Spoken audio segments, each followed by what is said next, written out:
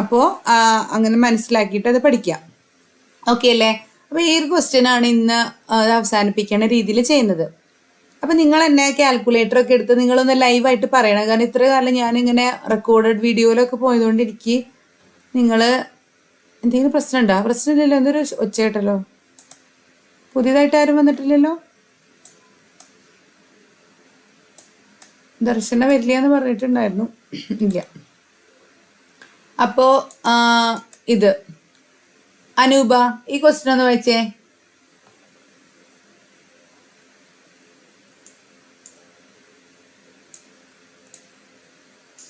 A compressor supported on a foundation 2x3 by 1.5 meter which is located in a sandy soil. Okay, അതിന്ന് അനൂപ പറഞ്ഞു ഇത് എന്തിനാണ് അതിൻ്റെ അവർ കംപ്രസറിൻ്റെ ഒരു കംപ്രസറാണ് അല്ലേ, നമ്മൾ റെസിപ്രോക്കേറ്റിംഗ് മെഷീനാണ് കംപ്രസർ എന്നൊക്കെ നമുക്കറിയാം, ഓൾറെഡി പഠിച്ചിട്ടുള്ളതാണ്. അതൊരു ഫൗണ്ടേഷൻ ബ്ലോക്ക് ഫൗണ്ടേഷനിലാണ് പ്ലേസ് ചെയ്തിരിക്കുന്നത്. ആ ഫൗണ്ടേഷൻ്റെ വോളിയം തന്നിട്ടുണ്ട്. എന്തിനായിരിക്കും ഒരു വോളിയം തന്നിട്ടുണ്ടാവുക?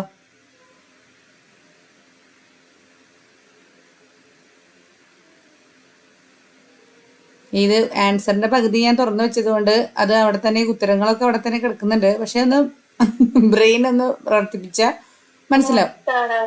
Very good. മാസ് കാണാൻ, ഇത് വെയിറ്റ് കാണാനായിട്ട് മനസ്സിലായ? നമുക്കറിയാം മാസ് ബൈ വോളിയം ആണ് ഡെൻസിറ്റി. കോൺക്രീറ്റ് ബ്ലോക്ക് ഫൗണ്ടേഷൻ എന്ന് പറയുമ്പോൾ ബ്ലോക്ക് ഫൗണ്ടേഷൻ എന്ന് പറയുമ്പോൾ കോൺക്രീറ്റിന്റെ ആയിരിക്കും. കോൺക്രീറ്റിന്റെ യൂണിറ്റ് വെയിറ്റ് 24 kN/m³ ആണ്. ഈ സാധനത്തിന്റെ size 2 metre by 3 metre by 1.5 metre എന്ന് പറയുമ്പോൾ വെയിറ്റ് കിട്ടില്ലേ? വെയിറ്റ് എന്ന് പറയുമ്പോൾ എന്താണ്? 24 ഇൻറ്റു വോളിയം. അതിനെ ബൈ 9.8 ചെയ്ത് കഴിഞ്ഞാൽ മാസ് കിട്ടും. മാസ് കിട്ടാൻ വേണ്ടിയിട്ടാണ് അവരത് തന്നിരിക്കുന്നത്. മനസ്സിലായില്ലേ? ഓക്കെ, മാസ് ഓഫ് ദി എന്ത് ഫൗണ്ടേഷൻ്റെ മാത്രം മാസ് ആണ് ഇതിന്ന് കിട്ടുക. മാസ് കിട്ടും, എം കിട്ടും, സ്മോൾ എം കിട്ടും. അടുത്തത് യാമിനി, അടുത്ത ലൈൻ വായിച്ചോളോ.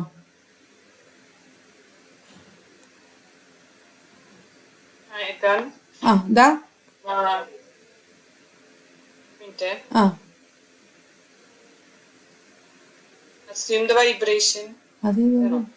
അതല്ല, എന്റെ ഇടയിൽ ഒരു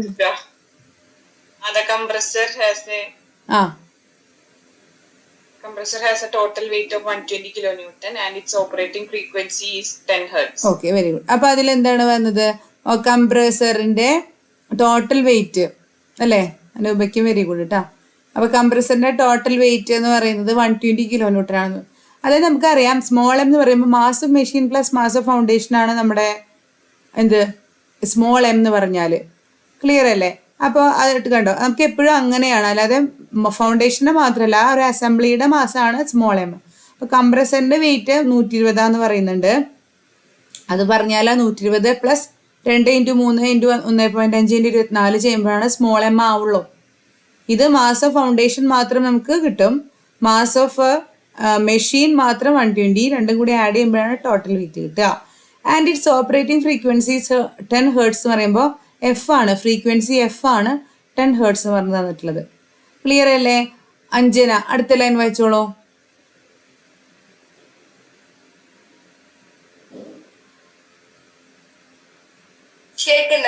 കേക്കുണ്ട്. പറഞ്ഞോ.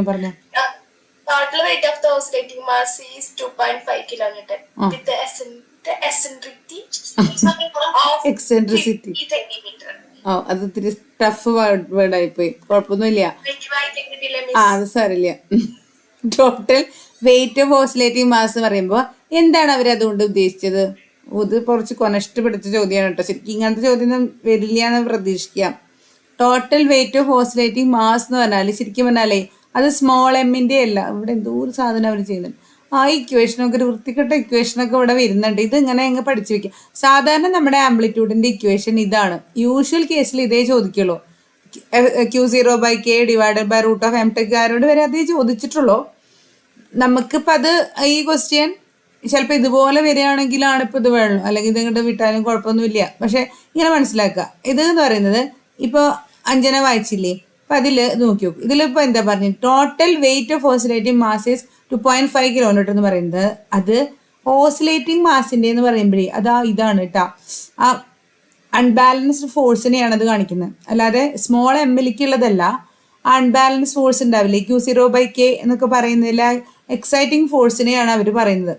ആ ഓസിലേറ്റിംഗ് മാസിന്റെ ടോട്ടൽ ഒരു ഹാർമോണിക് ഒരു ഫോഴ്സ് ആയിരിക്കുമല്ലോ ഇതിൽ ഇമ്പാർട്ടഡ് ആവുന്നുണ്ടാവുക. നമ്മുടെ കംപ്രസർ കറങ്ങാനായിട്ടൊരു ഹാർമോണിക് ഫോഴ്സ്, ഇലക്ട്രിക് കറണ്ടോ അങ്ങനെ എന്തെങ്കിലും ഒരു ഇമ്പൾസ് വരില്ലേ, അതിന്റെ സാധനമാണ് 2.5 എന്ന് പറയുമ്പോൾ യൂഷ്വലി നമ്മുടെ മനസ്സിൽ Q0 അല്ലെങ്കിൽ F0 എന്നൊക്കെ വരും. പിന്നെ ഇവിടെ വിത്ത് ആൻ എക്സെൻട്രിസിറ്റി 15 സെന്റിമീറ്റർ എന്നൊക്കെ പറയുന്നുണ്ട്. അതിപ്പോൾ അവിടെ അത് സ്മോൾ ഇ ആണ്. എക്സെൻട്രിസിറ്റി എന്ന് പറയുമ്പോൾ ഈ 15 സെന്റിമീറ്റർ എന്നാണ് പറയുക. മനസ്സിലായില്ലേ? ഇനി അത് വൈബ്രേഷൻ എന്ന് പറയുന്നത് ആ ഒരു പിസ്റ്റന്റെ വെർട്ടിക്കൽ ഡയറക്ഷനിലാണ് നടക്കുന്നതെന്ന് പറയുന്നു. ഡാമ്പിംഗ് ഫാക്ടർ എന്താണ്? ക്യാപിറ്റൽ DLA ഡാമ്പിംഗ് ഫാക്ടർ 0.5 ആണ്. നമുക്കിവിടെ റെസൊണൻസ് ഫ്രീക്വൻസി ക്രൈറ്റീരിയയും അഡിക്വേറ്റ് ആണോ, ആംപ്ലിറ്റ്യൂഡ് ക്രൈറ്റീരിയ അഡിക്വേറ്റ് ആണോ എന്ന് ചെക്ക് ചെയ്യണം. ഇതിൽ ആദ്യത്തെ പകുതി വലിയ കുഴപ്പമില്ല. അതായത് ആദ്യത്തെ പകുതി എളുപ്പമാണ്, നമുക്ക് പെട്ടെന്ന് ചെയ്യാവുന്നതാണ്. മറ്റേ പകുതിയിലാണ് കുറച്ചൊരു കോംപ്ലിക്കേഷൻസ് വരുന്നത്. അത് നിങ്ങൾ അസൈൻമെന്റ് ആയിട്ട് അങ്ങോട്ട് എഴുതി വെക്കുക. എഴുതുമ്പോൾ ഒരു പ്രാവശ്യം കൊണ്ട് പഠിക്കുമല്ലോ, ആ രീതിയിൽ അങ്ങോട്ട് ഈ ക്വസ്റ്റ്യൻ ഒന്നും വരാൻ സാധ്യതയൊന്നുമില്ല. എന്നാലും ഇതൊന്ന് കവർ ചെയ്ത് പോകാമെന്ന് മാത്രം. കാരണം നമ്മൾ ഡിസൈൻ ഓഫ് മെഷീൻ ഫൗണ്ടേഷൻ എന്ന് പറയുമ്പോൾ we have to check the adequacy so that your machine is far from the resonance criteria as well as it is limiting in amplitude എന്നുള്ള പോലെയാണ് വരേണ്ടത്. അതിൻ്റെ ഒരു പ്രോബ്ലം, ഒരു അവസാനത്തെ പ്രോബ്ലം ആണിത് കേട്ടോ. അപ്പോൾ തന്ന സാധനങ്ങൾ എഴുതുക എന്നുള്ളതാണ് ആദ്യത്തെ സ്റ്റെപ്പ്. സ്മോൾ എഫ് തന്നിട്ടുണ്ടല്ലോ അല്ലേ, 10. അപ്പോൾ ഒമേഗ ഒന്ന് കണ്ടുപിടിച്ച് കാൽക്കുലേറ്ററിൽ ഇട്ടിട്ട് വെറുതെ ഒന്ന് നോക്കൂ. കിട്ടിയിട്ടുണ്ടെങ്കിൽ ഇവിടെ കിട്ടി നോക്കൊന്ന് എഴുതി വെച്ചോ. 2π × 10 ചെയ്ത് കഴിഞ്ഞാൽ 2 × 3.14 × 10. പൈയുടെ വാല്യൂ 3.14 കൊടുക്കുമ്പോൾ 2 × 3 6, 6 × 10 60. പക്ഷെ 3.14 ആയതുകൊണ്ട് 62 കിട്ടില്ലേ? കിട്ടില്ലേ? ഓക്കെ, അപ്പോൾ ഒമേഗ കണ്ടുപിടിച്ചു. ഇനി നമ്മൾ ഇവിടെ നോക്കേണ്ട കാര്യം resonance frequency and amplitude criteria എന്നാണ് പറയുന്നത് അല്ലേ. അപ്പോൾ റെസൊണൻസ് ഫ്രീക്വൻസിയിൽ എന്താ, ഫ്രീക്വൻസി ക്രൈറ്റീരിയ എന്താ നമ്മളിവിടെ പഠിച്ചിട്ടില്ലേ, ഇന്നാൾ പറഞ്ഞില്ലേ നമ്മൾ F/F എന്ന് പറയുന്നത്, അല്ലെങ്കിൽ ω/ω എന്ന് പറയുന്നത് ഹൈ സ്പീഡ് മെഷീൻ ആണെങ്കിൽ ഒരു വാല്യൂ ആയിരിക്കണം, ലോ സ്പീഡ് മെഷീൻ ആണെങ്കിൽ ഒരു വാല്യൂ ആവണമെന്ന് പറഞ്ഞ് നമ്മൾ പഠിച്ചിട്ടില്ലേ. അത് ഒന്ന്, അതായത് F/F എന്ന് പറയുന്നത് ഹൈ സ്പീഡ് മെഷീൻ ആണെങ്കിൽ 1.5 കൂടുതലാണ് ഇത്രേ. അപ്പം അതല്ലേ എന്നുള്ളതാണ് നമ്മൾ അതിനെയാണ് നമ്മൾ ഫ്രീക്വൻസി ക്രൈറ്റീരിയ എന്ന് പറയുക. ക്ലിയർ അല്ലേ നിൻസ്? ഞാൻ പറഞ്ഞത് ഓക്കെ അല്ലേ? മനസ്സിലായെങ്കിൽ ഒന്ന് ഓക്കെ പറയൂ. ക്ലിയർ ആണോ? ആ ശരി. അപ്പം നമ്മൾ എന്താണ് F/Fn ആണ് നമുക്ക് കണ്ടുപിടിക്കണം. എഫ് തന്നിട്ടുണ്ട് 10 FN കണ്ടുപിടിക്കണം. അപ്പം FN കണ്ടുപിടിക്കാനായിട്ട് നമ്മുടെ കയ്യിൽ ഇക്വേഷൻ അല്ലേ. ഒമേഗ എന്ന് പറയുമ്പോൾ √k/m ആണെങ്കിൽ FN എന്ന് പറയുമ്പോൾ എന്താ 1/2π √k/m ആണ്. ക്ലിയർ? 1/2π ഇട്ട് കൊടുക്കുക. കെയുടെ വാല്യൂ സ്റ്റിഫ്നെസ് ഇവരെന്തോ തന്നിട്ടുണ്ട്. സ്റ്റിഫ്നെസ് തന്നിട്ടില്ലേ? സ്റ്റിഫ്നെസ് തന്നിട്ടില്ലേ? അപ്പം നിങ്ങൾ അസ്യൂം ചെയ്യണം കേട്ടോ. കണ്ടാ ചില ക്വസ്റ്റ്യനിൽ അവർ തരില്ല. അപ്പം ഏകദേശം ഒരു വാല്യൂവും ഈ നമ്മുടെ ഈ ബ്ലോക്ക് ഫൗണ്ടേഷനൊക്കെ ആവുമ്പോൾ നമ്മൾ ഇതിൻ്റെ മുന്നേ ഒക്കെ എടുത്ത വാല്യൂ ഉണ്ടോ, ഇങ്ങനത്തെ പ്രോബ്ലം ഒന്നും വരില്ലായിരിക്കും. പക്ഷെ നമുക്കൊന്നും പറയാൻ പറ്റില്ല. KTUവിൻ്റെ രീതിയിൽ ക്വസ്റ്റ്യൻ പേപ്പർ എപ്പോഴും അവർ ടഫാക്കിയിട്ടൊക്കെ ചോദിക്കാറൊക്കെ ഉണ്ട്. മനസ്സിലായി? അപ്പം ഇതിൽ ഏറ്റവും ടഫല്ല, ഒരു നമ്മൾ യൂസ് ചെയ്യാത്തൊരു ഇക്വേഷൻ എന്നുള്ള പോലത്തെ ഒരു ഇക്വേഷൻ ഇതിൽ ഇതാണ് വരുന്നത്. ഇത് മറ്റേത് ഇതല്ല. അപ്പോൾ ഇത് നോക്കി നോക്കൂ, ഇതിലൊരു അസ്യൂം എന്നാണ് അവർ പറയുന്നത്. K തന്നിട്ടില്ല. അപ്പോൾ ഇത്രയാണ് K വരിക എന്നാണ് പറയുന്നത് കേട്ടോ. 11,000 kN/m എന്നാണ് വരിക. ഇതിപ്പോൾ ഏതിനായിരിക്കും? കോൺക്രീറ്റിൻ്റെ ആയിരിക്കും എന്ന് തോന്നുന്നു. ആരെങ്കിലും ഒന്ന് ChatGPTയിൽ അടിച്ചു കൊടുത്തു നോക്കൂ. The stiffness of concrete foundation block എത്രയാണ് വരിക എന്നൊന്ന് അടിച്ചു കൊടുത്തേ. Stiffness of a RCC concrete block foundation usually for machines placement എന്നുള്ള പോലെ ഒന്ന് കൊടുത്തേ. അതാണോ ഇതെന്ന് അറിയാൻ വേണ്ടിയിട്ടാ.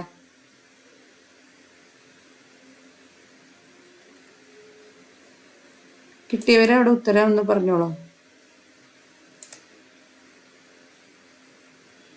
അനൂപ നോക്കണില്ലേ? ശ്രീലക്ഷ്മിയോടൊന്നും ചോദിച്ചിട്ടില്ല എന്ന്. ശ്രീലക്ഷ്മി അതിന് ഉത്തരം പറയൂ. അതായത് ഒരു ബ്ലോക്ക് കോൺക്രീറ്റിന്റെ ഒരു ബ്ലോക്ക് പെഡസ്റ്റലിന്റെ സ്റ്റിഫ്നെസ് ഇക്വേഷനൽ എന്തായാലും പറയണേ. ഇക്വേഷൻ എന്തെങ്കിലും കിട്ടിയാ? ഇക്വേഷൻ ആയിട്ടുണ്ട്. ഡിഫ്ലക്ഷൻ. അങ്ങനെയൊക്കെ തന്നെ ആയിരിക്കും. അപ്പൊ അതൊക്കെ തന്നെയാവും ഈ 11,000 എന്ന് പറയണത്. മനസ്സിലാവുന്നില്ലേ? മനസ്സിലായോ? അപ്പൊ അത് അങ്ങനെ അത് തന്നെ ആയിരിക്കണം. അപ്പൊ അത് പഠിച്ചു വെക്കുക. ഈ തരം പ്രോബ്ലം വെരി ഗുഡ് ട്ടാ. ശ്രീലക്ഷ്മി പറഞ്ഞ അതിലൊക്കെ ഇട്ട് കൊടുക്കുമ്പോഴൊക്കെ നമുക്ക് അങ്ങനെയാണ് വരുന്നുണ്ടാവുക. നമ്മുടെ ഇതിൻ്റെ മുന്നത്തെ കണക്കുകളൊക്കെ വല്ലതും ഓർമ്മയുണ്ടാവും. അത് ഇങ്ങനെയായിരുന്നു പറഞ്ഞിട്ടുണ്ട്. ഈ പേജ് ആണെങ്കിൽ അസ്യൂം കെ ഈക്വൽ ടു എന്തിൻ്റെയാണെന്ന് അവർ പറയണില്ല. അപ്പോൾ ആ ഒരു അസംബ്ലിയുടെയാണ് ആ മൊത്തത്തിൽ ആ ഒരു ഫൗണ്ടേഷനല്ലേ സ്റ്റിഫ്നെസ് വരിക. ഫൗണ്ടേഷനെ തന്നെ ഇരിക്കും. ആ കോൺക്രീറ്റ് ബ്ലോക്കിൻ്റെ സ്റ്റിഫ്നെസ്സാണ് മെഷീൻ്റെയും ഫൗണ്ടേഷൻ്റെയും മാസാണ് സ്മോൾ എം.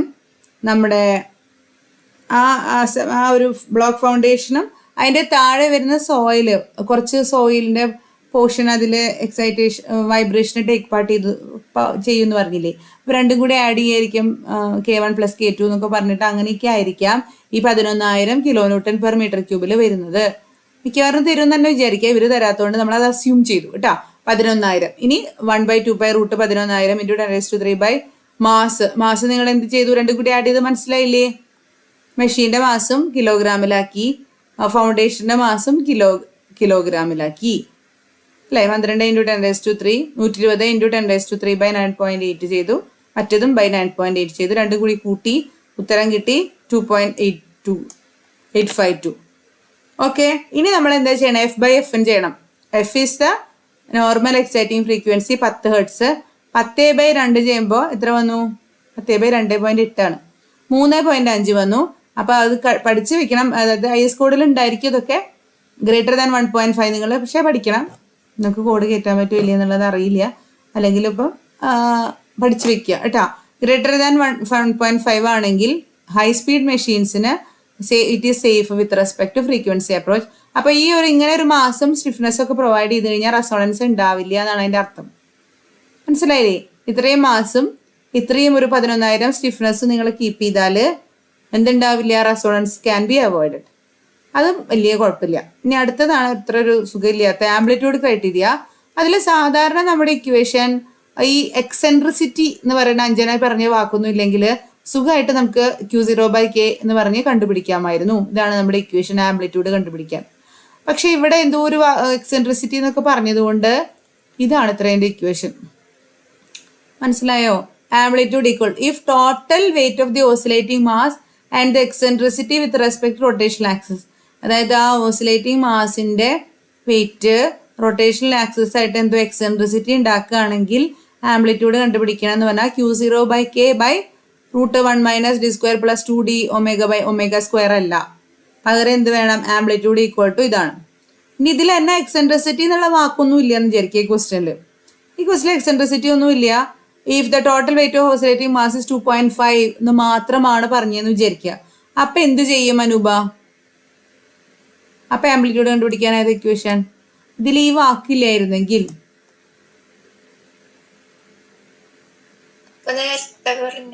Very good. കണ്ട അനൂപ പറഞ്ഞത് ഈ ഇക്വേഷൻ Q0/K ഡാമ്പിംഗ് ഫാക്ടർ ഉള്ളത് കൊണ്ട് ഇതും കൂടി താഴത്ത് ഇതും കൂടി വരും. +2d ω/ω/d വരും. ഡാമ്പിംഗ് അവർ പറഞ്ഞിട്ടില്ലെങ്കിൽ ആ ടേം പോകുന്നു അതിന്. അപ്പൊ അതാണ് ആ വാക്കാണ് പ്രശ്നമായത്. അല്ല, അഞ്ജലിക്ക് വായിക്കാൻ പോലും കിട്ടിയില്ല ആ വാക്ക്. ആ വാക്കാണ് ഇവിടെ പ്രശ്നമായത്. എന്താണ്? ആംപ്ലിറ്റ്യൂഡ് ഈക്വൽ ടു സോറി അയ്യോ അപ്പോഴേക്ക് സടകുടഞ്ഞ് എണീറ്റു. ശരി, ഞാൻ തമാശ പറഞ്ഞതായിരുന്നു. MA × E/m × ω/ω² ഇത് മനസ്സിലായോ? ഇനി ME എന്ന് പറഞ്ഞാൽ എന്തായിരുന്നു? ME എന്ന് പറയുന്നതാണ് എക്സെൻട്രിസിറ്റി ഓസിലേറ്റിംഗ് ഇത് കണ്ട ആ ഒരു ഓസിലേറ്റിംഗ് മാസിന്റെ 2.5 കണ്ട ആ സാധനമാണ് 2.5 × 10⁻³ E എന്ന് പറഞ്ഞാൽ എക്സെൻട്രിസിറ്റി എത്ര വരെ പറഞ്ഞിരിക്കുന്നത്? Eccentricity 15 centimetre. അതിനെ മീറ്ററിലേക്ക് ആക്കണം. കണ്ട അതാണ് അവിടെ 15 × 10⁻² മീറ്ററിലേക്ക് ആക്കി. ഇനി ഇവിടെ ഒരു താഴെ ഒരു സ്മോൾ എം ഉണ്ട്. അത് നമ്മുടെ സാധാ mass. Small M mass of machine plus mass of foundation അത് സബ്സ്റ്റിറ്റ്യൂട്ട് ചെയ്തു. പിന്നെ ഇവിടെ ω/ω² F/Fn² തന്നെയാണ്. അത് സബ്സ്റ്റിറ്റ്യൂട്ട് ചെയ്തു. ഇതിങ്ങനെയൊക്കെ ചെയ്യുമ്പോൾ this is the equation if eccentricity is mention. അങ്ങനെ നമുക്ക് ഇതൊക്കെ ചെയ്തപ്പോൾ ആംപ്ലിറ്റ്യൂഡ് എത്ര കിട്ടി? കണ്ട 1.16 മില്ലിമീറ്റർ എന്ന് കിട്ടി.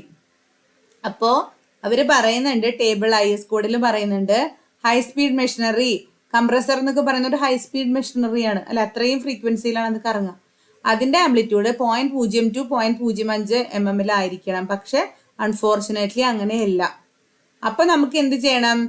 ആ മെറ്റീരിയലിനെ ചേഞ്ച് ചെയ്ത് മെറ്റീരിയലാണാവും മോട്ടറിനെ അങ്ങനെ എന്തെങ്കിലും മെറ്റീരിയൽ അല്ലെങ്കിൽ ബ്ലോക്ക് ഫൗണ്ടേഷനെ തന്നെ മേ ബി എന്തെങ്കിലുമൊക്കെ കുറച്ചും കൂടി ബെൽറ്റ് വാർക്കണ പോലെ എന്തെങ്കിലും അങ്ങനെയൊക്കെ ചെയ്യേണ്ടി വരും. മെറ്റീരിയൽ മാറ്റുക അല്ലെങ്കിൽ മാസ് റെഡ്യൂസ് ചെയ്യുക. പക്ഷെ എന്നാൽ റെസൊണൻസ് ഉണ്ടാവാനും പാടില്ല. മനസ്സിലായോ? ഇത് ചെയ്തു എന്ന് വെച്ചിട്ട് അത് പോകാനും പാടില്ല. 2 ക്രൈറ്റീരിയൻ കീപ്പ് ചെയ്യും വേണം. ക്ലിയർ അല്ലേ? അപ്പൊ അങ്ങനെ ഉത്തരം കിട്ടുകയാണെങ്കിൽ സേഫ് ആയിട്ട് കിട്ടുകയാണെങ്കിൽ സേഫ് എന്ന് എഴുതിയിടുക.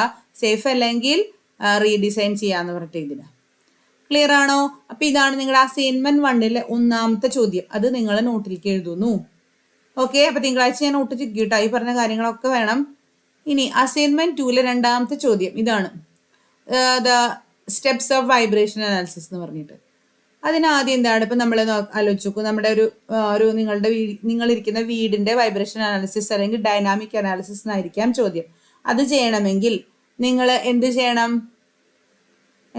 നിങ്ങളുടെ ഐഡന്റിഫൈ ദ വൈബ്രേറ്റിംഗ് സിസ്റ്റം, അതായത് അങ്ങനെയില്ല, ഐഡന്റിഫൈ ദ വൈബ്രേറ്റിംഗ് സിസ്റ്റം. അതിൽ ഏതൊക്കെ എലമെന്റ്സ് ആണ് വൈബ്രേഷൻ വരിക, അല്ലെങ്കിൽ എന്താണ് വൈബ്രേഷൻ കോസ് ചെയ്യുന്ന എർത്ത്ക്വേക്ക് ലോഡാണോ അല്ലെങ്കിൽ എന്തെങ്കിലും ഇമ്പൾസ് ലോഡോ ഇമ്പാക്ട് ഫോഴ്സ് ആണോ, പിന്നെ നിങ്ങളുടെ സിസ്റ്റത്തിന്റെ മെഷീനാണോ, ബീമാണോ, ബിൽഡിംഗ് ആണോ, വെഹിക്കിൾ ആണോ, അല്ലേ? ചിലപ്പോൾ വെഹിക്കിൾസ് ആയിരിക്കും ഇതിന് ഓട്ടോമൊബൈൽ വെഹിക്കിൾസിന് വൈബ്രേഷൻ അനാലിസിസ് ചെയ്യേണ്ടി വരും.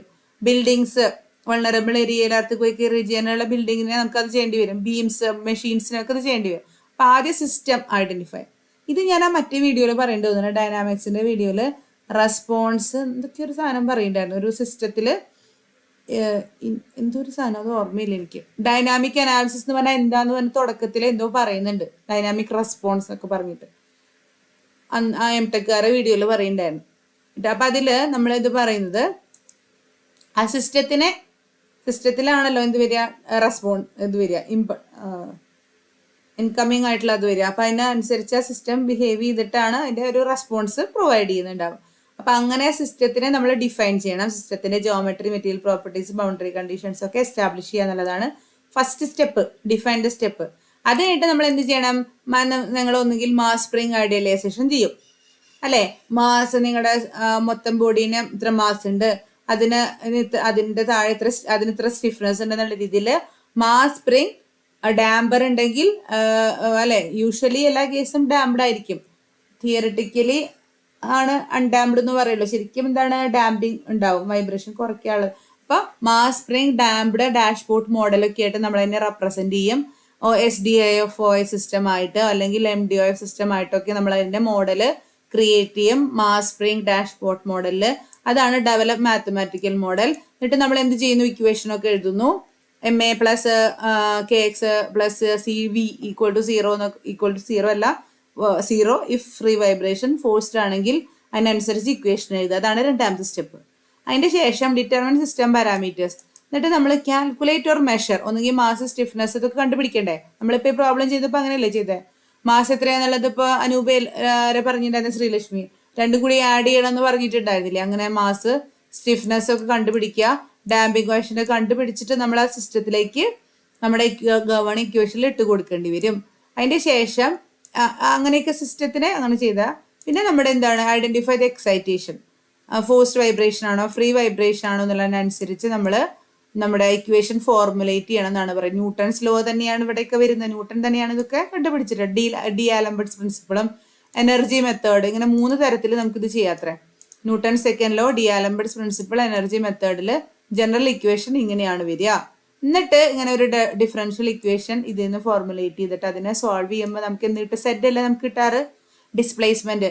സെഡ് മാത്രമൊന്നുമല്ല, വെലോസിറ്റി, വൈബ്രേഷൻ വെലോസിറ്റി കണ്ടുപിടിക്കാം, ആക്സിലറേഷൻ കണ്ടുപിടിക്കാം, അല്ലെ? ആക്സിലറോഗ്രാം ഒക്കെ വെച്ചിട്ട് നമ്മൾ അതിന്റെ എർത്ത്ക്വേക്ക് ഉണ്ടായി കഴിഞ്ഞാൽ ഇത്രയാണ് അതിന്റെ ഇത് എന്നൊക്കെ പറയാറില്ലേ പല. ഡിസ്പ്ലേസ്മെന്റ് മാത്രമൊന്നുമല്ലല്ലോ, ഡിസ്പ്ലേസ്മെന്റ്, അതിന്റെ വൈബ്രേഷൻ വെലോസിറ്റി, ആക്സിലറേഷൻ, എത്ര ടൈമിലാണ് അത് അറ്റിന്യൂവേറ്റ് ചെയ്തത്, ഇങ്ങനെയുള്ള എല്ലാ വക കാര്യങ്ങളും ഫൈനൈറ്റ് എലമെന്റ് മെത്തേഡ് അതൊക്കെ വെച്ചിട്ടൊക്കെ നമുക്കത് കണ്ടുപിടിക്കാൻ പറ്റും.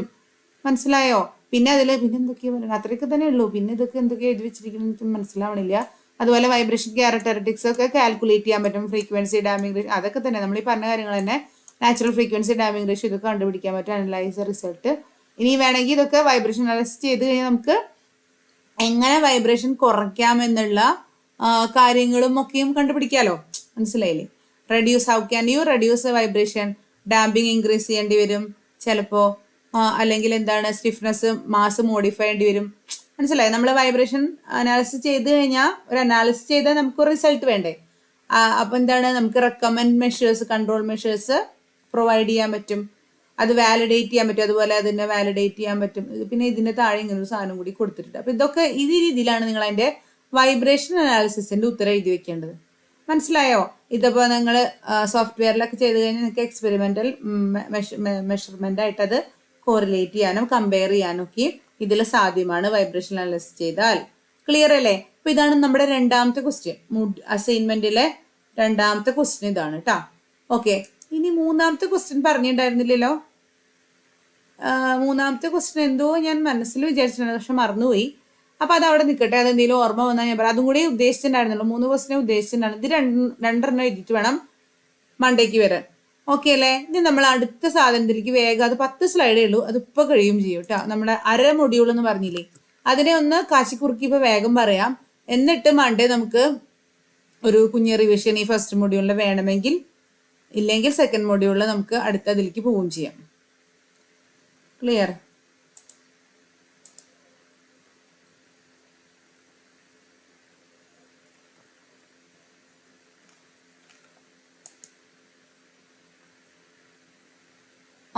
ആ ഗ്രൂപ്പിലെ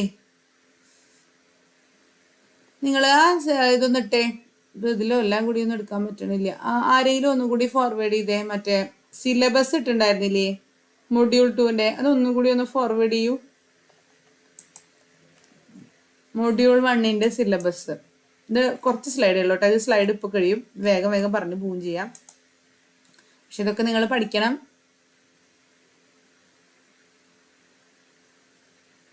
സിലബസ് ഇട്ടോ? ഓക്കെ, ശ്രീലക്ഷ്മി ഇട്ടു. നോക്കി നോക്കൂ. ആ സിലബസിൽ നോക്കുമ്പോൾ ഡൈനാമിക് സോയിൽ പ്രോപ്പർട്ടീസ്, എന്താണ് ഡൈനാമിക് സോയിൽ പ്രോപ്പർട്ടീസ് എന്നുള്ളതും അതുപോലെ ഓരോ ടെസ്റ്റുകളും കാര്യങ്ങളൊക്കെയാണ് ഇതിൽ വരുന്നത് കേട്ടോ. അതാണ് ഈ സ്ലൈഡിൽ, ഒരു 10-12 സ്ലൈഡ് ഇതിലുള്ളൂ, അത് നമുക്ക് പഠിക്കണം. അപ്പോൾ എന്താണ് ഈ ഡൈനാമിക് സോയിൽ പ്രോപ്പർട്ടീസ് എന്ന് പറഞ്ഞുണ്ടാവുക? അതായത് നമ്മളിപ്പോൾ ജിയോടെക് ലാബിലൊക്കെ നിങ്ങൾ ചെയ്തിട്ടുള്ള ജസ്റ്റ് സ്റ്റാറ്റിക് പ്രോപ്പർട്ടീസാണ്. സാധാ ജിയോടെക്നിക്കൽ പ്രോപ്പർട്ടീസ് പറയുമ്പോൾ അതിലിപ്പോൾ ഒരു ലോഡ് അല്ലെ കോമ്പാക്ഷൻ ഒക്കെ ആണെങ്കിൽ തന്നെ സ്റ്റാറ്റിക് ലോഡ് വരുമ്പോൾ ഉള്ള ഒരു കൺസോൾട്ടേഷൻ, UCC അൺകൺഫൈൻ എന്നൊക്കെ പറയുമ്പോൾ അവിടെ നമ്മൾ സ്റ്റാറ്റിക് ആയിട്ടുള്ള ലോഡുകൾ കാര്യങ്ങൾ വരുമ്പോഴത്തേതാണ്. അല്ലാതെ ഒരു എർത്ത് ലോഡ് വരുമ്പോൾ സോയിലിൻ്റെ പ്രോപ്പർട്ടീസ് മാറില്ലേ?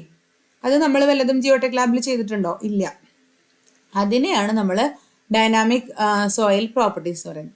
അതായത് സോയിലിൽ ഒരു ഡൈനാമിക് ലോഡ് വരുമ്പോൾ സോയിലിൻ്റെ ബിഹേവിയർ സ്റ്റഡി ചെയ്യണമെങ്കിൽ അതിൻ്റെ ഡൈനാമിക് ബിഹേവിയർ അറിയണം. അപ്പോൾ അതിൽ സോയിലിൽ അടങ്ങിയിട്ടുള്ള പ്രോപ്പർട്ടീസിനെയാണ് നമ്മൾ ഡൈനാമിക് സോയിൽ പ്രോപ്പർട്ടീസ് എന്ന് പറയാം. മനസ്സിലായില്ലേ? അതിലിപ്പോൾ എക്സാമ്പിൾ ആയിട്ട് ഈ സ്ലൈഡിൽ നോക്കിക്കഴിഞ്ഞാൽ ഡൈനാമിക് യങ് മോഡുലസ്, നമ്മൾ ഇത് പറയില്ലേ, നമ്മുടെ MOS നമ്മൾ യങ്സ് മോഡുലസ് പറയും, E പറയും. Shear modulus, rigidity modulus, G പറയും. അപ്പം അതൊക്കെ സോയിലിനും ഉണ്ട്. മനസ്സിലായോ? അത് ഡൈനാമിക് സോയിൽ എന്ന് പറയുമ്പോൾ ആക്ച്വലി ബ്രിട്ടിൽ മെറ്റീരിയൽ ആണെങ്കിലും നമ്മൾ ചിലപ്പോൾ ഇലാസ്റ്റിക് കണ്ടിന്യൂം ആയിട്ട് സോയിലിനെ അനലൈസ് ചെയ്യും എന്നൊക്കെ നിങ്ങൾ ജിയോടെക് പഠിച്ചപ്പോൾ പഠിച്ചിട്ടുണ്ടാവും.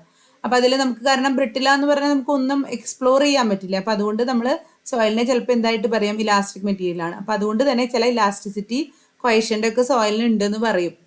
മനസ്സിലായോ? അപ്പോൾ അത് യൂഷ്വലി ഡൈനാമിക്സ് ഒക്കെ ചെയ്യുമ്പോഴാണ് നമ്മളത് കൂടുതലും പറയാം. അപ്പോൾ സോയിലിൻ്റെ dynamic Young modulus, dynamic shear modulus, damping ratio, shear strain, Poisson's ratio, ഈ വക സാധനങ്ങളൊക്കെ സോയിലിനും ഉണ്ട്. ഈ ലിക്വിഫാക്ഷൻ ഒക്കെ വരുമ്പോഴാണ് ഈ ഇങ്ങനത്തെ properties, cyclic shear stress ratio, cyclic deformation എന്ന് പറയുന്ന വേറെ പ്രോപ്പർട്ടി. ലിക്വിഫാക്ഷൻ എന്ന് പറയുമ്പോൾ എന്തായിരുന്നു? ആർക്കെങ്കിലും ഓർമ്മയുണ്ടോ ലിക്വിഫാക്ഷൻ എന്താന്ന്? അറിയെങ്കിൽ മൈക്കോണി ഇത് പറഞ്ഞേ. ജിയോടെക് പഠിച്ചപ്പോൾ ലിക്വിഫാക്ഷൻ ആ വാക്ക് കേട്ടിട്ടുണ്ടോ? കേട്ടിട്ടുണ്ടെങ്കിൽ ആരെങ്കിലും അത് കേട്ടിട്ടുണ്ടോ? ലിക്വിഫാക്ഷൻ.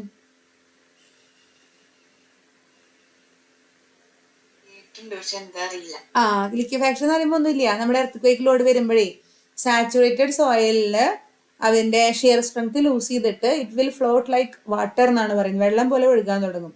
അതിനെയാണ്, അല്ലാതെ വെള്ളം കൂടിയിട്ടല്ല. ഇപ്പൊ ഈ ഇതപ്പം തന്നെ ഈ ലാൻഡ് സ്ലൈഡ് ഒക്കെ വരുമ്പോൾ തന്നെ അതല്ലേ ഉണ്ടാവണത്. സാച്ചുറേറ്റഡ് സോയിലില് അത് ഷിയർ സ്ട്രെങ്ത് ലൂസ് ആയില്ലേ, അങ്ങനെയല്ലേ സ്ലൈഡിങ് പോലത്തെ കാര്യങ്ങൾ വരുന്നത്. അത് അങ്ങനെ അതിനെയാണ് ലിക്വിഫാക്ഷൻ എന്ന് പറയുക. അപ്പോൾ എർത്ത് വരുമ്പോഴൊക്കെയാണ് അത് കൂടുതലായിട്ടും പറയുക, ഇങ്ങനത്തെ ലോഡ് വരുമ്പോഴേ. മനസ്സിലായോ? അപ്പൊ എന്താണ്, ആ ഒരു സൈക്ലിക് ലോഡിന്റെ എഫക്റ്റ് കാരണം സോയിലില്, സാച്ചുറേറ്റഡ് സോയിലില് അതിന്റെ ഷിയർ സ്ട്രെങ്ത് ലൂസ് ചെയ്തിട്ട് അത് it will start flowing like A fluid and it will find it's way through the fishers upon the ground surface എന്ന് പറയാം. അത് റോട്ടിലൊക്കെ വല്ല ഓട്ടകളൊക്കെ ഉണ്ടെങ്കിൽ അതിലൂടെ ജെറ്റ് പോലെ അത് ഇങ്ങനെ തെറിച്ചിങ്ങനെ വരും. അപ്പൊ അത് ലിക്വിഫാക്ഷൻ, ക്യുക്സ് ആൻഡ് കണ്ടീഷൻ എന്നൊക്കെ നമ്മൾ അതിനെ പറയും. മനസ്സിലായോ? അപ്പൊ അങ്ങനത്തെ പ്രോപ്പർട്ടീസ് ഒക്കെ ഡൈനാമിക് അവസ്ഥയിലാണ് നമ്മൾ പറയേണ്ടത് സോയിലിന്റെ. അപ്പൊ അതിലാണ് ഈ പ്രോപ്പർട്ടീസ് ഒക്കെ നിങ്ങൾ പ്രോപ്പർട്ടീസ് ഏതൊക്കെയാണ് ഡൈനാമിക് ബിഹേവിയർ സ്റ്റഡി ചെയ്യണമെങ്കിൽ dynamic Young modulus, dynamic shear modulus അല്ലെ, ഇത് linear stress by linear strain. ഇതെന്തായിരുന്നു? ഷിയർ മോഡുലസ് എന്ന് പറയുമ്പോൾ എന്തായിരുന്നു ഷിയർ മോഡുലസ്? മറ്റേത് അതല്ലേ ടോർഷണൽ സ്ട്രെസ് അല്ല, എന്തായിരുന്നു? ആർക്കെങ്കിലും ഓർമ്മയുണ്ടോ? നമുക്കെന്നാൽ തിങ്കളാഴ്ച അത് ഡിസ്കസ് ചെയ്യാം. അതൊന്നും കൂടി നോക്കിയിട്ട് വരിക. ഈ യങ്സ് മോഡലസും ഷിയർ മോഡലസ്, ഡാമിംഗ് റേഷ്യോ, ഈ വക സാധനങ്ങളൊക്കെ നമുക്ക് സോയിലിന്റെ പഠിക്കണം കേട്ടോ. അപ്പൊ ഈ സോയിലിന്റെ വാല്യൂ ഒക്കെ ഇങ്ങനെയൊക്കെയാണെന്നാണ് പറയുന്നത്. കണ്ടോ, ഷിയർ മോഡലസ് സോഫ്റ്റ് സോയിൽ ആണെങ്കിൽ ഇതൊരു സോയിൽ പ്രൊഫൈല് വെച്ചിട്ടാണ് കേട്ടോ. 0 to 5 മീറ്ററിൽ സോഫ്റ്റ് സോയിലിന് 80 × 10⁻³ ആണ് ഷിയർ മോഡലസ് റിപ്പോർട്ടഡ് ആയിട്ടുള്ളത്. കണ്ടോ, അത് 6500 വരെ. കണ്ടോ, ഹാർഡ് സ്ട്രാറ്റജിക്ക് പോകുമ്പോൾ അതിന്റെ ഷിയർ മോഡലസ് കൂടുന്നതായിട്ട് കണ്ടില്ലേ? Shear stress by shear strain തന്നെയാണ് ഷിയർ മോഡലസ് എന്ന് പറയുന്നത്, റിജിഡിറ്റി മോഡലസ്. മനസ്സിലായില്ലേ? അപ്പൊ അത് കണ്ടോ. അതുപോലെ ഡാമിംഗ് റേഷ്യോ എന്ന് പറയുന്നത് ഇതൊക്കെ ജസ്റ്റ് ഒന്ന് നോക്കി വിടുക. ഓക്കെ, ഇപ്പൊ വാല്യൂ പോയിസൺസ് റേഷ്യോ എന്നൊക്കെ 0.04 മാക്സിമം 0.30 ഒക്കെ വരല്ലേ വരുന്നത്. അപ്പൊ അതൊന്ന് ജസ്റ്റ് നോക്കി വിടുക. ഇനി സെലക്ഷൻ ഓഫ് ടെസ്റ്റിംഗ്, ഏത് ടെസ്റ്റിംഗ്, നമുക്ക് ടെസ്റ്റുകളാണ് ഇനി പഠിക്കാനുള്ളത് ഈ മൊഡ്യൂളിൽ. ശരിക്കും പറഞ്ഞാൽ ഈ ഡൈനാമിക് സോയിൽ പ്രോപ്പർട്ടീസ് കണ്ടുപിടിക്കാനുള്ള ടെസ്റ്റുകളൊക്കെയാണ് പഠിക്കാനുള്ളത്. അപ്പൊ ഇതിൽ പറയുന്നത് ലോ സ്ട്രെയിൻ പ്രോപ്പർട്ടീസ് എന്ന് പറയുന്നത് stiffness, damping, poisons ratio and density ആണെങ്കിൽ ഹൈ സ്ട്രെയിനിലുള്ള പ്രോപ്പർട്ടീസ് എന്ന് പറയുന്നത് സ്റ്റിഫ്നെസ്സും ഡാമ്പിങ്ങും ഉണ്ട്. പിന്നെ ഇങ്ങനത്തെ എന്തൊക്കെയാണ് പറയുന്നത്. ഇതെന്ന് പറയുന്നത് സെലക്ഷൻ ഓഫ് ടെസ്റ്റിംഗ് റിക്വയർമെന്റ്സ്, അതായത് സെലക്ഷൻ ഓഫ് ഏത് ടെസ്റ്റ് എടുക്കണം എന്നുള്ളത് നമ്മൾ 4 ടെസ്റ്റുകൾ അതിൽ പഠിക്കണം. അടുത്ത സ്ലൈഡിൽ കാണാം 4 ടെസ്റ്റുകൾ. അപ്പൊ ഏത് ടെസ്റ്റ് എടുക്കണം, ഇതിന്റെ പേരാണ് ബ്ലോക്ക് വൈബ്രേഷൻ ടെസ്റ്റ്. ഇതിന്റെ പേര് സീസ്മിക് ക്രോസ് ഹോൾ ടെസ്റ്റ്. അപ്പൊ ഇതിൽ ഏത് ടെസ്റ്റ് ഫോളോ ചെയ്യണം എന്നുള്ളത് എന്താണ് സ്യൂട്ടബിൾ ആയിട്ട് കണ്ടുപിടിക്കണം. എന്നിട്ട് ഈ പറയുന്ന ഈ പ്രോപ്പർട്ടീസ് ഒക്കെ കണ്ടുപിടിക്കുക എന്നുള്ള പോലെ എഴുതി വയ്ക്കാം. ഇനി അടുത്ത് ഫീൽഡ് ടെസ്റ്റുകൾ. ഫീൽഡ് ടെസ്റ്റുകളാണ് യൂഷ്വലി ഇതിൽ പറയുന്നത്. ഇത് ഫീൽഡ് ടെസ്റ്റാണ്. ഇതിന്റെ പേര് എന്തായിരുന്നു? Block vibration test. ഇതും ഒരു ഫീൽഡ് ടെസ്റ്റാ, സീസ്മിക് ക്രോസ് ഹോൾ ടെസ്റ്റ്. ഇതെന്ന് പറയുന്നത് ഇവിടെ ഒരു ഇതുണ്ടായിരുന്നു, സൈക്ലിക് പ്ലേറ്റ് ലോഡ് ടെസ്റ്റ്. ഇതും ഫീൽഡ് ടെസ്റ്റ് ആണ് കേട്ടോ. ഇനി സൈക്ലിക് ട്രൈയാക്സിൽ ടെസ്റ്റ് എന്ന് പറയുന്ന ടെസ്റ്റ് ഉണ്ട്. അത് വേണമെങ്കിൽ ലാബിൽ ചെയ്യാം. അപ്പോൾ ഫീൽഡ് ടെസ്റ്റിന്റെ അഡ്വാൻറ്റേജസ് ആണ് ഇതിൽ പറയുന്നത്. ഫീൽഡ് ടെസ്റ്റ് ആണെങ്കിൽ ഇൻസിറ്റീവ് കണ്ടീഷനിലെ സോയിലിന്റെ ഡൈനാമിക് പ്രോപ്പർട്ടീസ് ഒക്കെ മെഷർ ചെയ്യാൻ പറ്റും. അപ്പം നമ്മൾ അതിലിങ്ങനെ സിമുലേഷൻ കൊടുക്കുകയായിരിക്കും. സൈക്ലിക് ലോഡ് ഇത്ര എർത്ത് ലോഡ് വരുന്ന പോലെ you will be simulating the load condition so as to get its response. ആ രീതിയിലായിരിക്കും അതിന്റെ ഇതൊക്കെ ചെയ്യുന്നുണ്ടാവുക കേട്ടോ. ഇനി എന്താണ്, ഫീൽഡ് ടെസ്റ്റ് ആണെങ്കിൽ ലാബായിട്ടും ചെയ്യാം. എന്താ ഇതിൽ പറഞ്ഞത്, ഏത് ടെസ്റ്റ് വേണമെങ്കിലും സെലക്ട് ചെയ്യാം, ഫീൽഡോ ലാബോ. അപ്പൊ ഈ പറയുന്ന പ്രോപ്പർട്ടീസ്, അതുപോലെ ഈ പ്രോപ്പർട്ടീസ് ഇതൊക്കെ എഴുതി വെക്കാം. നിങ്ങൾക്ക് ഇത് എങ്ങനെ വേണമെങ്കിലും എഴുതാട്ടോ. ഞാൻ ഈ സ്ലൈഡ് അങ്ങനെ അന്ന് അവർക്ക് കൊടുത്തത് ഇങ്ങനെയൊക്കെ ആയിരുന്നു. അപ്പൊ ഈ വക ഏത് സാധനങ്ങളും ആ ടെസ്റ്റുകൾ വഴി നമുക്ക് കണ്ടുപിടിക്കാം. പക്ഷേ എന്താ ഇവർ പറയണ, ഫീൽഡ് ടെസ്റ്റ് ആണെങ്കിൽ കുറച്ചും കൂടി നല്ലതാണ്, സാമ്പിളിങ് ആവശ്യമില്ല. അതുപോലെ ലാർജ് വോളിയംസ് അല്ലെ, റെപ്രസെൻറ്റേറ്റീവ് സോയിലിൻ്റെ അല്ലല്ലോ, ലാർജ് വോളിയത്തിൻ്റെ സോയിലിന് കണ്ടുപിടിക്കാൻ പറ്റും. ലിമിറ്റേഷൻ എന്ന് പറയുമ്പോൾ ചിലത് മെഷർ ചെയ്യാൻ പറ്റില്ല.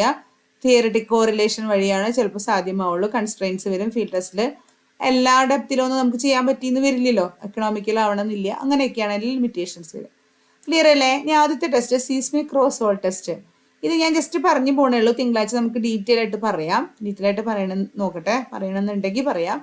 അതോ ഇതിൽ കൂടുതൽ കിട്ടുകയാണെങ്കിൽ ഞാൻ കൊണ്ടുവരാം, അല്ലെങ്കിൽ നമ്മൾ ഇത് വെച്ചിട്ട് നിർത്തും ചെയ്യും കേട്ടോ. സീസ്മിക് ക്രോസ് ഹോൾ ടെസ്റ്റ് എന്ന് പറയുമ്പോൾ കേട്ടോ, ഇവിടെ 2 ബോർഹോൾ കുഴിച്ചിരിക്കുന്നുണ്ട്, 2 ബോർഹോൾസ്. എന്നിട്ട് അവരെന്താ ചെയ്യണത്, wave propagation velocities along the horizontal path. ഇവിടെ എന്തെങ്കിലും ഒരു ഇത് കൊടുക്കുന്നുണ്ടാവും, എന്തെങ്കിലും ഒരു ഇമ്പൾസ് ലോഡ് എന്തെങ്കിലും കൊടുക്കുന്നുണ്ടാവും. എന്നിട്ട് ഇവിടുത്തെ വേവ് ഇവിടെ എത്താനുള്ള ഒരു സമയം, ടൈം കണ്ടുപിടിച്ചിട്ട് നമുക്ക് അതിൻ്റെ ഷിയർ വേവ് വെലോസിറ്റി കണ്ടുപിടിക്കുന്നതാണ് അതിന്റെ ഒരു ലോജിക് എന്ന് പറയുന്നത്. എന്താണ് രണ്ട് ബോർഹോൾ എന്തോ അവിടെ ഏത് സോയിലിന്റെ ആണോ ഡൈനാമിക് സോയിൽ പ്രോപ്പർട്ടീസ് കണ്ടുപിടിക്കുന്നത് അവിടെ രണ്ട് ബോർഹോൾ പോലെ കുഴിച്ചിരിക്കുന്നു. എന്നിട്ട് അവരെന്ത് ചെയ്തു, എന്തോ ഓസിലോസ്കോപ്പ് ഇതൊക്കെ വെച്ചു, മെഷീൻസ് ഒക്കെ വെച്ചിട്ട് അതിൽ ഈ പറയുന്ന ഇത് കൊടുത്തു വേവ്സ് ക്രിയേറ്റ് ചെയ്യാനുള്ള സീസ്മിക് വേവ്സ് പ്രൊപ്പഗേറ്റ് ചെയ്യിപ്പിച്ചു. എന്തെങ്കിലും ഹാമർ വെച്ച് ഇടിക്കുകയോ അല്ലെങ്കിൽ ബ്ലാസ്റ്റ് കൊടുക്കുകയോ ഒക്കെ ചെയ്ത് കഴിഞ്ഞാൽ ഷോക്ക് വേവ്സ് ഉണ്ടാവില്ലേ. അപ്പൊ ഇവിടുന്ന് വേവ് ഇവിടെ എത്താനുള്ള ടൈം, അപ്പൊ അങ്ങനെ നമുക്ക് ഇതിന്റെ ഷിയർ വേവ് വെലോസിറ്റി എന്ന് പറയുന്നത് സോയിലിന്റെ പ്രോപ്പർട്ടിയാണ്. അപ്പൊ ക്ലേ സോയിലിന്റെ ഷിയർ വേവ് വെലോസിറ്റി ആയിരിക്കില്ല ലാറ്ററൈറ്റ് സോയിലിന് ഉണ്ടാവുക. അപ്പൊ ആ രീതിയിൽ നമുക്ക് അതിന്റെ ഡൈനാമിക് റെസ്പോൺസ് ആയിട്ട് ഷിയർ വേവ് വെലോസിറ്റി പഠിച്ചൂടെ? മനസ്സിലായോ? ഇത് ജിയോഫോൺ റിസീവർ ആണ്, ഒരു സോഴ്സ് ഉണ്ടായിരിക്കും, റിസീവർ ഉണ്ടായിരിക്കും. ആ രീതിയിൽ നടത്തുന്ന ടെസ്റ്റിനെയാണ് സീസ്മിക് ക്രോസ് ഹോൾ ടെസ്റ്റ് എന്ന് പറയുന്നത്. ഇതിന്റെ കൂടുതൽ എന്തെങ്കിലും കിട്ടുകയാണെങ്കിൽ ഞാൻ മൺഡേ നമുക്ക് നോക്കാം കേട്ടോ. ഇനി അടുത്താണ്, ഇതിന്റെ പേരാണ് ബ്ലോക്ക് വൈബ്രേഷൻ ടെസ്റ്റ്. ഇതിലെന്ന് പറയുന്നത് നമ്മൾ ഇത് കണ്ടോ, ഇയാളൊരു ഇത് ചെയ്ത് കണ്ടോ, ഒരു ബ്ലോക്ക്, ഇതിനെയാണ് ബ്ലോക്ക് ഫൗണ്ടേഷൻ എന്ന് പറയുന്നത്. അതിന്റെ മുകളിൽ നമ്മൾ പറഞ്ഞില്ലേ കംപ്രസർ വെച്ചു എന്നൊക്കെ പറഞ്ഞില്ലേ. എന്നിട്ട് ഈ കംപ്രസറിൽ വരുന്ന റിയൽ ഇത് കൊടുത്തു, ഒരു എത്ര ഇമ്പൾസ് ഫോഴ്സ് ആയിരിക്കും ഇതിന് അൺബാലൻസ് ഫോഴ്സ് വരുന്നുണ്ടാവും. ആ ഫോഴ്സ് ഒക്കെ കൊടുക്കുമ്പോൾ ഇതിന്റെ ഇതെന്ത് വെച്ചു, ഇതിന്റെ താഴെ കോൺക്രീറ്റ്, എന്നിട്ട് ഇതിന്റെ താഴെ എന്തെങ്കിലുമൊക്കെ മെഷർ ചെയ്യാൻ വേണ്ടിയിട്ട് എന്തെങ്കിലും സാമഗ്രികൾ വെച്ചിട്ടുണ്ടാവും. അപ്പോൾ ഇതിന്റെ ഒരു എക്സൈറ്റേഷൻ കാരണം ഈ മണ്ണില് എന്ത് വരുന്നുണ്ട്, ഡൈനാമിക് റെസ്പോൺസ് വരുന്നില്ലേ, അതെന്തെങ്കിലും അതിന്റെ ഡിവൈസസ് ഒക്കെ വെച്ചിട്ട് ക്യാച്ച് ചെയ്തൂടെ?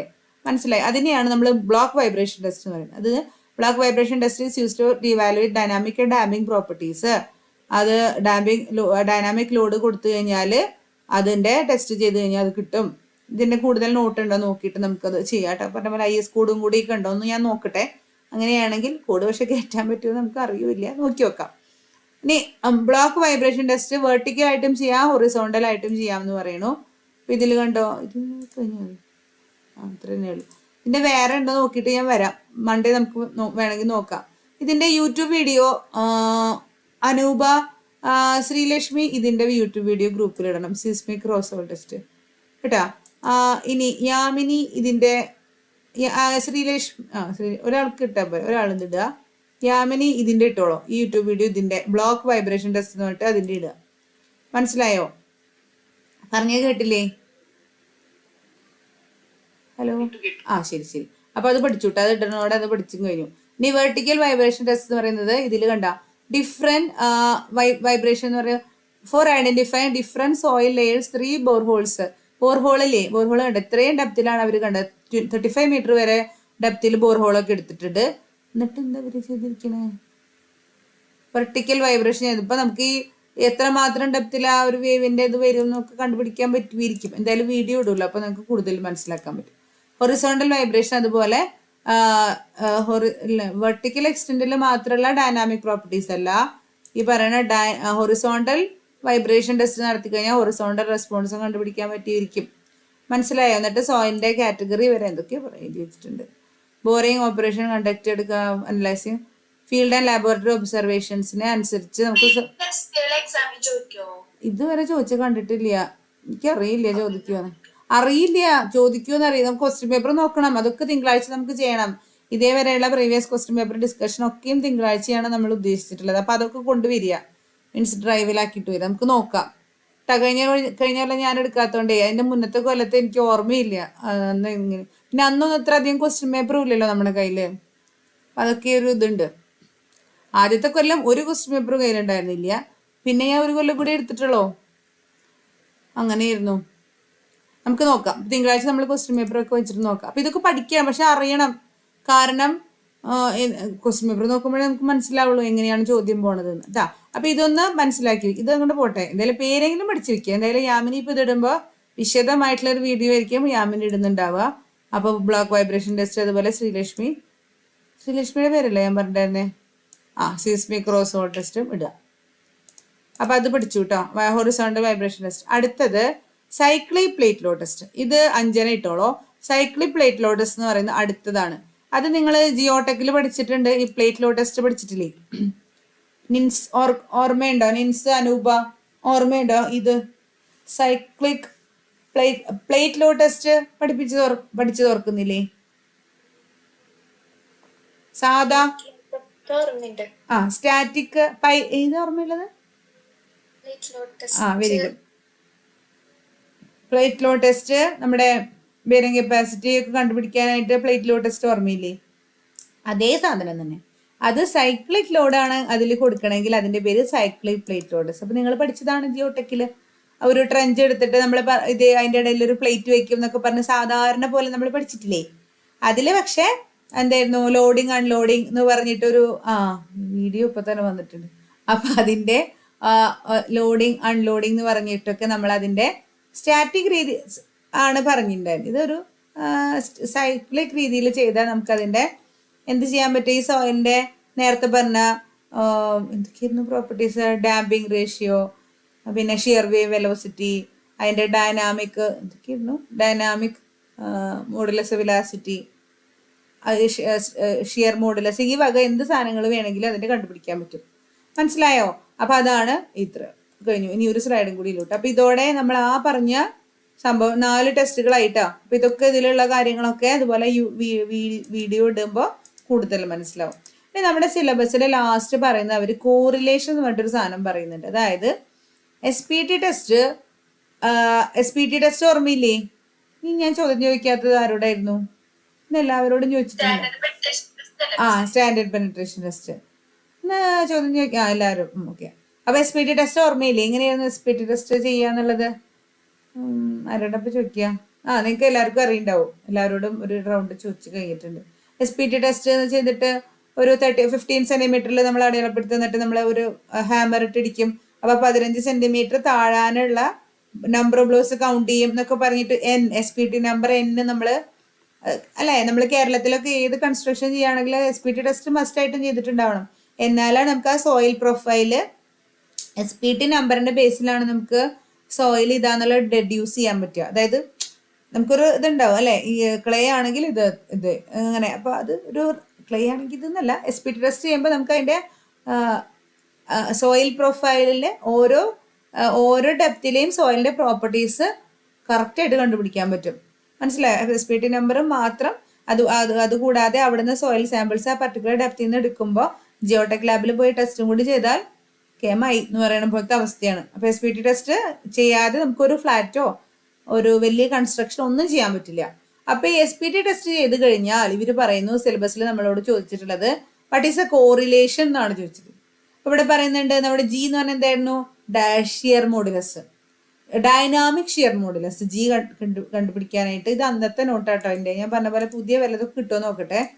വേറെ ഇപ്പോൾ ആരുടെ കയ്യിലും വേറെ ഒരു കോളേജിൽ ചോദിച്ചാൽ ആരും ഇത് എടുക്കണമെന്നൊന്നും പറയൂല. മേ ബി 1-2 അറിയില്ല. ഞാൻ ഗ്രൂപ്പിൽ ഒന്നും കൂടി ചോദിച്ചു നോക്കട്ടെ കേട്ടോ. സെമസ്റ്റർ തുടങ്ങുമ്പോൾ ഞാൻ ചോദിച്ചിട്ടുണ്ടായിരുന്നു. ആ മെസ്സേജ് ആരും ഒരു മൈൻഡ് പോലും ചെയ്തില്ല. ഞാൻ ഒന്നും കൂടി ചോദിച്ചു നോക്കാം. 23 അഡ്മിഷൻ ആരെങ്കിലും എടുക്കുന്നുണ്ടോന്ന്. എടുക്കുന്ന ആൾക്കാരൊക്കെ പറഞ്ഞ പോലെ GC-യിലെയും അവിടുത്തെ ആൾക്കാരായിരിക്കാം. അപ്പൊ അതുകൊണ്ട് അവർ ആ ഗ്രൂപ്പിലും ഉണ്ടാവില്ല. ഇപ്പൊ ഉണ്ടെങ്കിലും അവര് ചിലപ്പോൾ റെസ്പോൺസ് അങ്ങനെ തരണം എന്നുമില്ല. അപ്പൊ അങ്ങനെയൊക്കെയാണ്. മേ ബി അവരുണ്ടാവില്ല ഗ്രൂപ്പിൽ. അപ്പൊ എന്തായാലും ഞാൻ ഒന്നും കൂടി ചോദിച്ചു നോക്കട്ടെ കേട്ടോ. അപ്പൊ അങ്ങനെയാണ് നമുക്ക് ഈ ഷിയർ മോഡുലസ്. ഇതല്ല, ഇനി ഞാൻ ചോദിക്കാത്തത് ആരായിരുന്നു? നിൻസിനോടുള്ള ക്വസ്റ്റ്യൻ. ഈ SPT വെച്ചിട്ട് ഞാൻ ഈ പറഞ്ഞ സാധനം അല്ലാതെ SPT നമ്പർ വെച്ചിട്ട് വേറെ ഏതെങ്കിലും നമ്മുടെ ഡൈനാമിക് സോയിൽ പ്രോപ്പർട്ടീസ്, ഓക്കെ, വെറുതെ ഒന്ന് ഡൈനാമിക് സോയിൽ പ്രോപ്പർട്ടീസ് നമ്മൾ ഏതെങ്കിലും സാധനം വിട്ടുപോയൊന്നും കൂടി ഒന്ന് കണ്ടുപിടിച്ചാലോ? വെറുതെ ഒരു വിച്ചാർദി ഡൈനാമിക്, ഇത് ലാസ്റ്റ് ആയിട്ട് കഴിഞ്ഞു. Dynamic soil properties.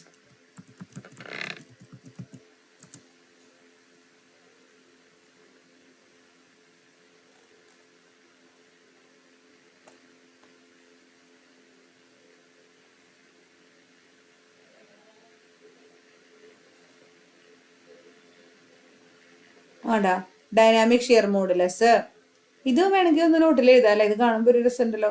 Dynamic shear modulus G കണ്ടോ? Rho into V square. Shear wave velocity അറിഞ്ഞാല് നമ്മൾ നേരത്തെ പറഞ്ഞില്ലേ ക്രോസ് ഹോൾ ടെസ്റ്റ് ചെയ്ത് കഴിഞ്ഞാൽ ഷിയർ വേവ് വെലോസിറ്റി. അപ്പോൾ എന്താണ്, ഇതിനൊന്ന് സൂം ചെയ്തോളൂ കേട്ടോ. സൂം ചെയ്യാൻ പറ്റില്ലേ? സൂം ചെയ്യുക, അപ്പൊ കാണാം നിങ്ങൾക്ക്. G ഇൻറ്റു ഇതൊന്നും ഞാൻ നോട്ടായിട്ടൊന്നും തരില്ല കേട്ടോ. ഇതൊക്കെ ChatGPT കൊടുത്താൽ നിങ്ങൾക്ക് കിട്ടും. Dynamic soil properties are the characteristics that determine behavior under dynamic load, changing load, earthquake load ആവാം, മെഷീൻ വൈബ്രേഷന്റെ സമയത്തെ ആവാം, ട്രാഫിക് ലോഡ് വരുമ്പോൾ ആവാം. മനസ്സിലായി? ഇതൊക്കെ ശരിക്കും പ്രൊജക്റ്റ് ഒക്കെ ചെയ്യാൻ. പക്ഷെ ഇതിൻ്റെയൊക്കെ ഡിവൈസസ് ഉണ്ടെങ്കിൽ നമുക്ക് നല്ല ഇതൊക്കെയാണ്.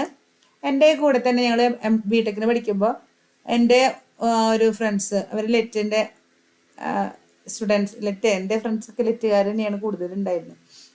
അപ്പം അതിൽ ബിന്ദിയയുടെ ഗ്രൂപ്പ് ചെയ്തത് എന്തായിരുന്നു പറയുക, ഈ റെയിൽ ക്രോസ് ഇതില്ലേ, ലെവൽ ക്രോസ് ഇല്ലേ, അവിടുത്തെ വൈബ്രേഷൻ എന്തോ സോയിലുമായിട്ടുള്ള എന്തോ സംതിങ് ആണ് അവൾ ചെയ്തതെന്ന് എനിക്ക് അന്നൊന്നും അത്ര അറിയണ്ടായിരുന്നില്ല. നമ്മുടെ പ്രൊജക്റ്റ് മാത്രമേ ശ്രദ്ധിച്ചിട്ടുള്ളൂ. പക്ഷെ അവരെന്തോ ഒരു മെഷീനറി അവിടെ CET-യിലുണ്ടായിരുന്നു, അതും പൊക്കി പിടിച്ചിട്ട് അവര് അവിടെ പോയി എന്തോ കണക്കൊക്കെ എടുത്തിട്ടാണ് അത് ചെയ്തിട്ടുണ്ടായിരുന്നത്. മനസ്സിലായോ? അപ്പൊ അത് എന്തോ ചെയ്യാറുന്നു, ഈ വണ്ടികൾ പോകുമ്പോൾ വൈബ്രേഷൻ ഉണ്ടാവുമല്ലോ. അപ്പൊ എനിക്ക് തോന്നുന്നു അതൊക്കെ തന്നെ തോന്നുന്നു അവർ ചെയ്തേ. അത് എന്താണെന്നൊന്നും എനിക്കറിയില്ല, അന്നറിയണ്ടായിരുന്നില്ല. ഓക്കെ, അപ്പൊ എന്താണ് കണ്ടോ, അത് അങ്ങനെ കണ്ടോ, traffic load, blasting, pile drive ചെയ്യുമ്പോൾ വരില്ലേ, ഇല്ലേ ശ്രീലക്ഷ്മി? ശരിയല്ലേ? ഹലോ. എർത്ത് ക്വേക്ക് ലോഡ് മാത്രമല്ല, വെരി ഗുഡ്. മെഷീൻ വൈബ്രേഷൻസ് വരുമ്പോ, മെഷീനറീസ് ടർബൈനൊക്കെ വരുമ്പോ, അതുപോലെ ട്രാഫിക് ലോഡ്, ട്രെയിൻ പോകുമ്പോൾ ആലോചിച്ച് നോക്കൂ, ട്രെയിൻ പോകുമ്പോൾ അതിന്റെ താഴെ എന്തൊക്കെ സോയിലിന്റെ അവിടെ, അപ്പൊ അങ്ങനെയുള്ള കോളനിയുടെ അതൊക്കെ ചെയ്യുമ്പോൾ അവരുടെ ഡൈനാമിക് സോയിൽ പ്രോപ്പർട്ടീസ് ഒക്കെ ഒന്ന് സ്റ്റഡി ചെയ്യണ്ടേ? മനസ്സിലായോ? അത് അങ്ങനെയൊക്കെ സ്റ്റഡി ചെയ്യണം. മേ ബി എന്തെങ്കിലുമൊക്കെ കാര്യങ്ങളൊക്കെ അതിന്ന് ഇൻഡ്യൂസ് ചെയ്തെടുക്കാണ്ടായിരിക്കാം. അതൊക്കെ ഒരു റിസർച്ച് മേഖല അല്ലെങ്കിൽ അപ്ലിക്കേഷൻ ഏരിയ ഒക്കെ ആയിട്ട് വരുന്നുണ്ടാവും. ബ്ലാസ്റ്റിങ് അല്ലെ, ഇങ്ങനെ വെടിപൊട്ടുന്ന സ്ഥലത്തൊക്കെ നമുക്ക് അറിയില്ലേ ഇപ്പൊ ബ്ലാസ്റ്റിംഗ് ഒക്കെ നടക്കുമ്പോൾ. അതുപോലെ ഇങ്ങനെയൊക്കെ ഡൈനാമിക് പ്രോപ്പർട്ടീസ് ഒക്കെ വരുമ്പോൾ അതിന്റെ കൂടെ ഒരു എർത്ത് ക്വേക്കും കൂടിയൊക്കെ ട്രിഗർ ആയി കഴിഞ്ഞാൽ ലിക്വിഫാക്ഷൻ അങ്ങനെയൊക്കെ വരില്ലേ? മനസ്സിലായോ? ഇപ്പൊ ഡൈനാമിക്കിന് വൾണറബിൾ ഏരിയ ആണോ എന്നൊക്കെ അറിയാനായിട്ട് ഇങ്ങനത്തെ സ്റ്റഡികളൊക്കെ നമ്മളെ സഹായിക്കും. ഡൈനാമിക് സെൻസിറ്റീവ് ഏരിയ ആണോ സോയിൽ എന്നൊക്കെ. Pile drive. അപ്പൊ നമ്മുടെ പ്രോപ്പർട്ടീസ് ഏതായിരുന്നു? ഡൈനാമിക് ഷിയർ മോഡുലസ് ജി എന്ന് പറഞ്ഞു കഴിഞ്ഞാൽ റോ ഇൻറ്റു VS² ചെയ്ത് കഴിഞ്ഞാൽ ഡെൻസിറ്റി ഓഫ് സോയിൽ അല്ലെ, നമുക്ക് ഡെൻസിറ്റി കണ്ടുപിടിക്കാമല്ലോ സോയിലിന്റെ. നമ്മുടെ കോർ കട്ടറൊക്കെ വെച്ചിട്ട് നമ്മൾ കണ്ടുപിടിക്കുന്ന G into rho into V² ചെയ്ത് കഴിഞ്ഞാൽ ഷിയർ വെലോസിറ്റി കഴിഞ്ഞാൽ G കിട്ടും എന്നാണ് പറയുന്നത്. ഇത് ഇക്വേഷൻ ആണ്. ഇത് ഡയറക്റ്റ് കിട്ടാനാണ് നമ്മുടെ ക്രോസ് ഹോൾ ടെസ്റ്റ് അങ്ങനത്തെ ടെസ്റ്റുകളൊക്കെ വെച്ചിട്ട് ചെയ്യാം. ഷിയർ വേവ് വെലോസിറ്റി കണ്ടുപിടിക്കാം. ക്രോസ് ഹോൾ ടെസ്റ്റ് വെച്ചിട്ട് ഷിയർ വേവ് വെലോസിറ്റി കിട്ടിക്കഴിഞ്ഞാൽ നമുക്ക് G കണ്ടുപിടിച്ചൂടെ? മനസ്സിലാവുന്നുണ്ടോ? ഇതൊക്കെയും വേണമെങ്കിൽ നോട്ടിലേക്ക് എഴുതാട്ടോ. നിങ്ങൾ അങ്ങനെ വലിച്ചു വാരി എഴുതണമെന്നല്ല പറഞ്ഞത്. പോയിന്റ് മിസ്സാവാത്ത പോലെ എത്ര നല്ല അടിപൊളിയായിട്ട് നോട്ട് എഴുതി വെച്ചാൽ വളരെ നല്ലതാണ്. കാരണം ഇതൊന്നും പിന്നെ ഇനി ഇത് സ്ക്രീൻഷോട്ട് ആയിട്ട് ഇടണോ ഗ്രൂപ്പില്? വേണമെങ്കിൽ ഇട്ട് തരാം കേട്ടാ. ഇനി അടുത്ത ഡൈനാമിക് ഇലാസ്റ്റിക് മോഡുലസ് എന്ന് പറയുന്നത് നമ്മുടെ ഇക്വേഷൻ എന്താ? MOS പഠിച്ചിട്ടുള്ള ഏത് ഇക്വേഷൻ? അപ്പൊ ഈ G കിട്ടിക്കഴിഞ്ഞാൽ ഡൈനാമിക് ഇലാസ്റ്റിക് മോഡുലസ് കണ്ടുപിടിച്ചൂടെ? മനസ്സിലായി? ഇതൊക്കെ ഇക്വേഷൻ വഴിയുള്ളതാട്ടോ. ഇതൊക്കെ എംപിരിക്കൽ ഇക്വേഷൻസ് ആണ്. അടുത്ത നമ്മുടെ ഡാമ്പിംഗ് റേഷ്യോ സീറ്റ എന്ന് പറയുന്ന ഡാമ്പിംഗ് റേഷ്യോ ക്യാപിറ്റൽ D സീറ്റ എന്നൊക്കെ പറയാം.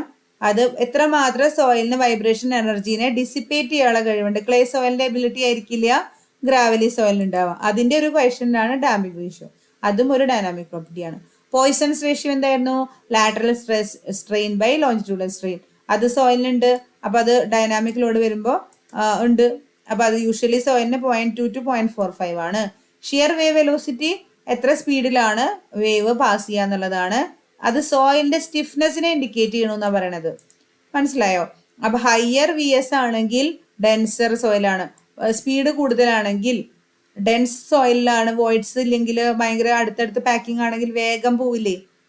അപ്പൊ വേഗം സൗണ്ട് പോവില്ലേ? അല്ലെങ്കിൽ ഈ വേവ് പോവില്ലേ?